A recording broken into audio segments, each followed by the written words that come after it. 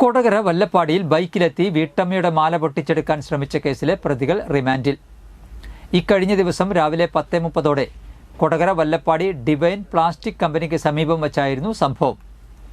കൊടകര പഞ്ചായത്തിന്റെ കെട്ടിട നികുതി അടച്ചതിനു ശേഷം വീട്ടിലേക്ക് നടന്നു പോവുകയായിരുന്ന കൊടകര വല്ലപ്പാടി സ്വദേശിനിയായ സ്ത്രീയുടെ കഴുത്തിൽ കിടന്നിരുന്ന 3 പൗണ്ട് തൂക്കം വരുന്ന സ്വർണ്ണമാല പൊട്ടിച്ചെടുത്തു കൊണ്ടുപോകാൻ ശ്രമിച്ച കാഞ്ഞിരപ്പള്ളി പൊയ്യക്കാരൻ വീട്ടിൽ 24 വയസ്സുള്ള അനിൽ, പെരിങ്ങൽകുത്ത് സ്വദേശി 18 വയസ്സുള്ള അമൽ കൃഷ്ണ എന്നിവരെ പോലീസ് പിടികൂടി. ധൂർത്തിനും ലഹരിമരുന്ന് ഉപയോഗിക്കുന്നതിനുമുള്ള പണം കണ്ടെത്തുന്നതിനായി ബൈക്കിന്റെ നമ്പർ പ്ലേറ്റ് തിരുത്തി ആൾ സഞ്ചാരം കുറവായ ചെറിയ വഴികളിലൂടെ സഞ്ചരിച്ച് ഇരകളെ കണ്ടെത്തി മാല പൊട്ടിച്ചെടുത്ത് രക്ഷപ്പെടാനുള്ള ശ്രമമാണ് വല്ലപ്പാടി സ്വദേശിനിയുടെ ധീരമായ ചെറുത്തുനിൽപ്പിൽ വിഫലമായത്.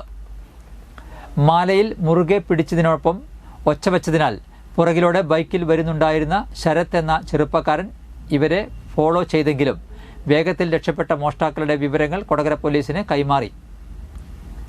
Kodakara SHO Das PK, Chalakudy SHO Sajeev MK, sub inspector Aristotle, ASIമാരായ ദിലീപ്, ബൈജു, ബിനു പൗലോസ്, ആഷ്ലിൻ, പോലീസ് ഓഫീസർമാരായ സുരേഷ് കുമാർ, അരുൺ കുമാർ, മാർട്ടിൻ പോൾ, സജിത്ത്, സഹദേവൻ, അനീഷ്, സഹദ്, ശ്രീജിത്ത്, ജിലു എന്നിവർ ചേർന്നാണ് പ്രതികളെ പിടികൂടിയത്.